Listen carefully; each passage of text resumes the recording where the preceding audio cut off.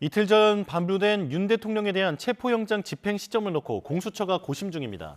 이런 가운데 윤 대통령의 편지를 받은 관저압 지지자들은 심야 집회를 이어갔는데요. 관련 내용 박성배 변호사와 짚어보겠습니다. 어서 오십시오. 네, 안녕하십니까? 네. 자, 가장 큰 관심 바로 공수처의 체포영장 집행 시점입니다. 이르면 오늘 집행에 나설 수도 있다라고 하는 전망이 나왔는데 체포에 나서게 되면 절차가 어떻게 됩니까? 일단 체포영장 사본을 피체포자에게 제시하고 범죄 사실의 요지, 변호인을 선임할 수 있은 변명의 기회 등을 부여하는 미란다 원칙을 고지하게 됩니다. 곧바로 신병을 확보해 동행한 이후에 수사를 진행하는 장소에서 피의자 신문을 진행한 이후에 신문을 마치게 되면 인치하는 장소, 이 사건의 경우에는 서울구치소에 당분간 인치하게 됩니다. 이후에 석방할지 구속영장을 청구할지 결정하는 절차를 남겨두게 됩니다. 예, 지금 체포영장이 발부가 됐습니다만 하지만 경호처와의 충돌 가능성도 계속 지금 우려가 나오고 있거든요. 이건 좀 어떻게 보십니까? 경호처와 충돌할 가능성이 상당하다고 보여집니다. 그 상황을 피하기 위해서 공수처는 공식적으로는 경호처 측과 따로 협의를 진행하지 않는다고 하지만 아마 물밑에서 협상을 진행할 가능성이 상당히 높습니다. 체포영장 집행 과정에서 물리적 충돌이 빚어지게 되면 경호처뿐만 아니라 공수처와 경찰 인력에도 상당히 심각한 장애를 초래할 가능성이 높기 때문입니다. 물밑에서 이 정도 수준에서 체포영장을 집행하고자 하는 의사를 밝히고 경호처가 이러이러한 사정에 의해서 그 정도 수준을 받아들일 수 있다 내지는 받아들일 수 없다는 물밑 협상이 진행되고 있을 가능성이 상당히 높습니다. 체포영장 유효기간이 오는 6일까지인 만큼 이르면 오늘 이번 주 내에는 체포영장 집행에 본격적으로 나설 가능성이 높고 한 번 집행으로 실패할 가능성도 덜어 있어서 두세 번 집행에 나설 가능성도 있습니다. 그렇게 절차를 진행하고자 한다면 적어도 오늘이나 내일 중에는 첫 번째 체포영장 집행 시도에는 나서야 할 것으로 보입니다. 예. 자, 그렇다면 경호처가 어떻게 나설지에 대해서 관심이 모이고 있는 상황인데 영장 집행을 방해한다. 이렇게 되면 공무집행 방해죄로 처벌하겠다라고 공수처가 경고하지 않았습니까? 네네. 이제 처벌 대상이 되는 거겠죠? 실제로 체포영장은 압수수색 영장과 다르게 군사상 비밀을 요하는 장소 등을 이유로 그 영장 집행을 막을 법적 근거가 존재하지 않습니다. 기본적으로 체포영장은 체포를 위해서 그 장소에 진입할 수 있는 권한도 포함되어 있습니다. 진입 자체를 막거나 체포영장 집행 자체를 막아서는 행위 자체가 적법한 공무집행을 방해하는 공무집행 방해에 해당하고 단체 위력을 과시해 공무집행을 방해할 경우에는 특수공무집행 방해, 나아가서 그 과정에서 영장을 집행하는 공무원에게 상해를 입히는 경우에는 특수공무집행 방해 치상죄로도 처벌할 가능성이 있습니다. 예. 그러니까 문을 그냥 잠그고 버티는 식이라든지 이런 식의 어떤 소극적 방어도 처벌 대상이 된다. 지금 분명하게 처벌 대상이 된다라는 말씀이시죠? 공무집행 방해에서 일컫는 폭행은 광의의 폭행입니다. 통상 폭행죄에서 일컫는 폭행은 협의의 폭행이라고 해서 사람의 신체에 직접 유형력을 행사해야 합니다만 공무집행 방해에서 일컫는 폭행은 광의의 폭행이라고 해서 직접 사람의 신체에 유형력을 행사하지 않아도 공무집행을 막기 위해서 바리케이트나 철문을 막아 세우는 행위 자체로도 광의 폭행으로서 공무집행 방해 폭행에 해당한다고 보는 것이 판례 입장입니다. 이 경우에도 공무집행 방해죄가 성립할 수는 있습니다. 쉽게 얘기하자면 어떤 형식으로든 물리력을 좀 행사를 해서 이제 영장 집행을 방해한다라고 하면 이제 처벌 대상이 될 수 있다. 맞습니다. 네, 그렇게 이해하면 될 것 같습니다. 자, 이런 가운데 윤석열 대통령이 어제 관저압 지지자들에게 편지 형식의 메시지를 전달했습니다. 나는 끝까지 싸우겠다라고 하는 그런 메시지도 함께 담겨 있는데, 자, 수사기관은 지금 이걸 어떻게 바라보고 있을까요? 출석 의사를 밝히고 있지 않은 상황에서 관저압 지지자들에게 메시지를 발송했습니다. 그 내용도 주권 침탈 세력과 반국가 세력이 준동하고 있다. 끝까지 싸우겠다는 내용인데 일단 출석하지 않는 것 자체로 수사기관 입장에서는 그 행위가 불량하다고 평가할 수 있는 상황에서 지지자들에게 끝까지 싸우겠다는 메시지를 낸 것 자체가 향후 체포영장 집행 시 극단적으로는 지지자들이 영장 집행을 막아달라는 메시지로 해석할 수도 있습니다.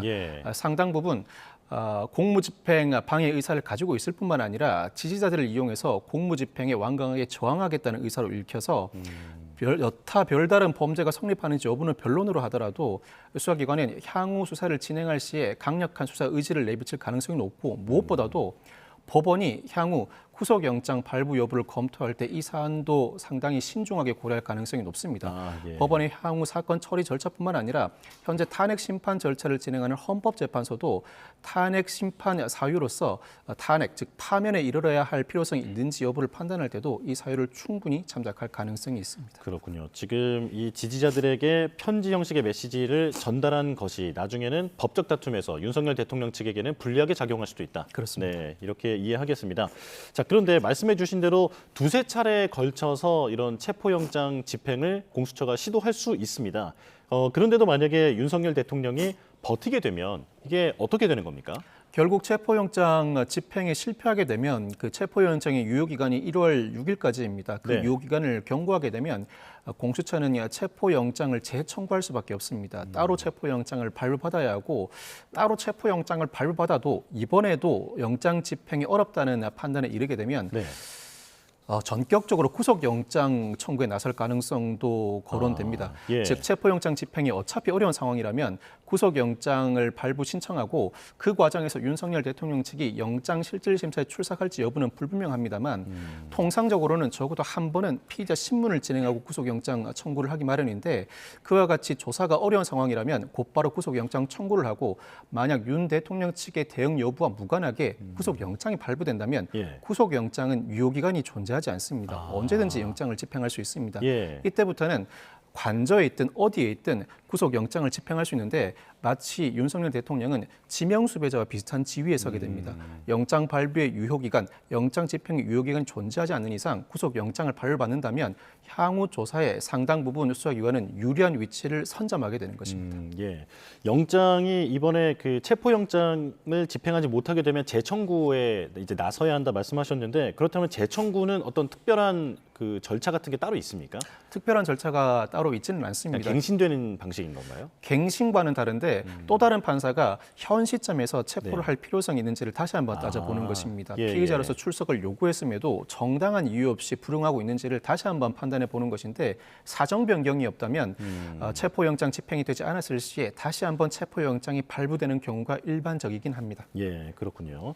자, 그런데 이번에 그 영장에 보니까 이례적인 문구가 좀 여러 가지가 있더라고요. 일단은 수색영장에 대해서는 일출 전, 일몰 후에 야간 집행이 가능하다. 이렇게 적혀 있고요. 그리고 형사소송법 제110조, 111조 적용을 예외로 한다. 이렇게 내용이 나와 있는데 이 형사소송법 110조, 111조가 뭡니까? 형사소송법 110조는 압수수색과 관련해 군사상 비밀을 요하는 장소는 그 책임자가 승낙하여야 압수수색을 할 수 있고 그 책임자는 국가의 중대한 이익을 해하는 경우가 아닌 한 승낙해야 한다는 규정입니다. 예. 형사소송법 111조는 공무상 비밀과 관련된 물건은 그 책임자의 승낙 없이 압수할 수 없고 역시 그 책임자는 국가의 중대한 이익을 해하는 경우가 아닌 한 승낙해야 한다는 규정입니다.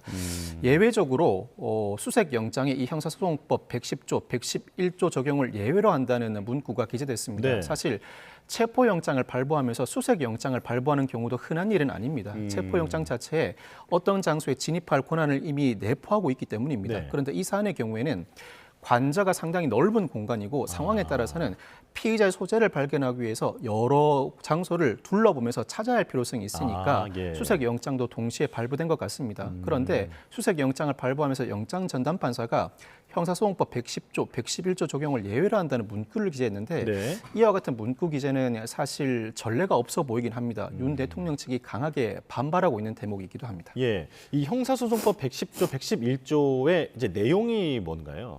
앞서 설명드렸던 것처럼 군사상 비밀을 요하는 장소 내지는 공무상 비밀과 관련된 물건은 압수하지 못하고 책임자는 그 승낙을 할 경우에 중대한 국가의 비밀을 침해하는 경우가 아닌 한 승낙을 거부하지 못한다는 내용입니다. 네네. 다만 이 부분과 관련해서는 여러 가지 해석 내지는 다툼이 있을 수 있는데 먼저 111조 공무상 비밀과 관련된 물건 조항은 압수와 관련된 조항입니다. 이에 따라 수색과 관련된 조항은 아닌 만큼 예. 형사소송법 111조가 적용에 예외가 되면 사실입니다. 이 부분은 사실 다툼의 여지가 없습니다. 네. 문제는 형사소송법 110조 군사상 비밀을 요하는 장소는 책임자의 승낙 없이 압수수색을 할 수 없다는 조항인데 이 조항에 대해서 영장 전담 판사가 적용의 예외라고 규정했습니다. 예. 윤 대통령 측이 강하게 반발하는 부분인데 아마 이 부분은 선회하자면 영장 전담 판사가 일종의 해석론을 펼친 것 같습니다. 통상 수색 영장은 압수를 위해서 발부되는 경우가 통상이고 이에 따라 압수수색 영장이라는 단일한 영장이 발부되기 마련인데 네. 이 사안의 경우에는 체포를 위해 발부된 수색 영장이다. 그렇다면 체포에는 형사소송법 110조 즉 군사상 비밀을 요한다는 이유로 책임자의 승낙이 필요하다는 조항이 적용되지 않는다는 해석론을 담은 것 같습니다. 예. 또 그렇지 않는다고 하더라도 형사소송법 110조에 따르면 군사상 비밀을 요하는 장소는 압수수색을 할 수 없지만 책임자는 국가의 중대한 이익을 해하는 경우가 아닌 한 그 승낙을 거부하지 못한다는 이항 조항을 놓고 있는데 이 이항 조항이 적용되어야 한다. 최종적인 판단은 법원이 해야 할 몫인 상황에서 예. 사전적인 판단을 미리 한다는 의미에서 이와 같은 예외 문구를 기재한 것 같습니다. 그렇군요. 확실히 이례적인 문구다라고 설명은 해주셨는데요. 자, 그런데 책임자의 승낙이 없다면 이제 이 부분에 대한 어떤 수색이 어렵다라고 말씀을 해주셨는데 현 시점에서 책임자라고 하면 최상목 대행입니까? 경호처입니다. 경호처인가요? 예, 예. 공간을 관리하는 책임자가 압수수색 영장 집행 시 승낙을 할 수 있는 책임자라고 할 수 있습니다. 다만 예. 최상목 권한대행은 대통령 권한을 대행하고 있습니다. 대통령으로서 일정 부분 경호처에 적법한 지시 권한이 있는 만큼 그 책임자에게 승낙을 명할 수 있는 권한이 있다고 봐야 합니다. 그렇군요.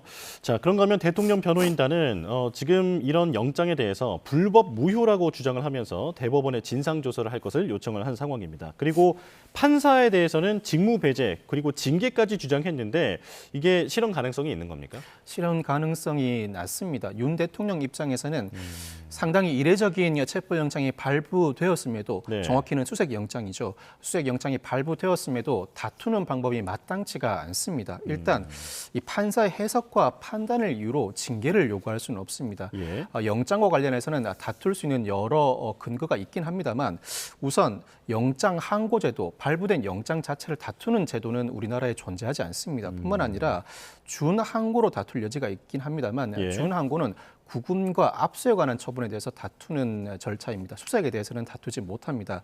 또한 체포 적부심을 통해서 체포의 적법성을 다툴 수는 있습니다만 체포 적부심은 일단 체포가 집행된 이후에 예. 그 체포의 불법성과 부당성을 다투는 절차입니다. 체포가 집행되지 않은 현 시점에서 다투는 절차라고 할 수는 없습니다. 즉, 예. 윤 대통령 입장에서는 수색 영장에 상당히 이례적인 문구가 게재되어 있지만 이를 현실적으로 다툴 만한 방법이 마땅히 존재하지 않는 상황입니다. 아, 그렇군요. 법적으로는 어떤 딱히 대응하기는 쉽지 않은 상황이다. 네네. 네, 지금 이렇게 말씀해 주셨고요.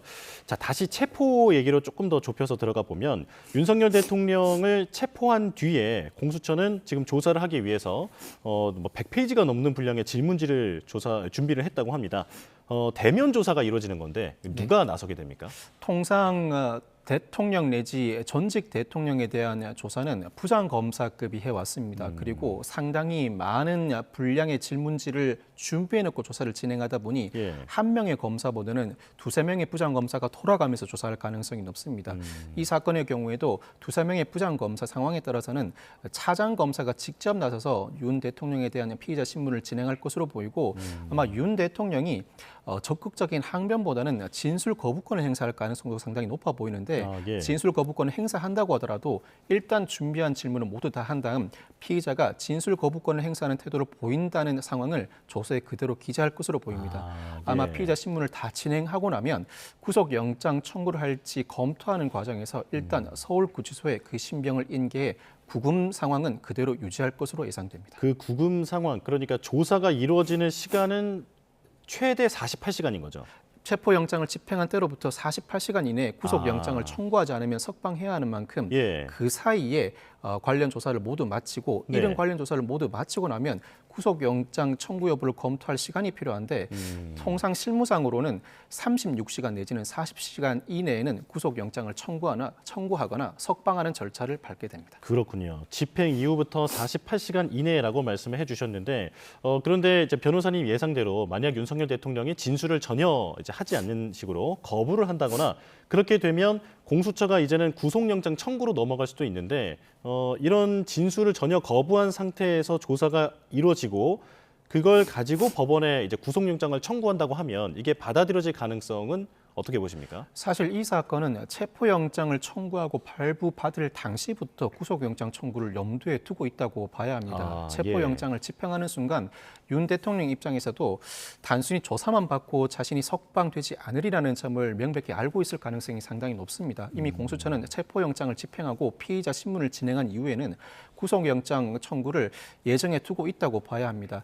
여타 이 사건과 관련된 관계자들 모두가 하나 예외 없이 구속영장이 발부된 상황이었고 지금까지 윤 대통령의 신병 확보도 상당히 어려웠습니다. 그렇다면 체포영장이 일단 집행된 이상 조사가 마무리되면 그 조사 과정에서 윤 대통령이 어떠한 진술을 하든 심지어 진술 거부권을 행사하든 구속영장 청구는 예정된 수순이라고 할 수 있습니다. 도주 우려나 증거인멸의 우려도 상당히 높다고 평가할 수밖에 없는 사안이기 때문입니다. 그렇군요. 이번에 체포영장 이후에는 구속영장 청구로 이어질 가능성이 매우 높다. 이렇게 말씀해 주셨습니다.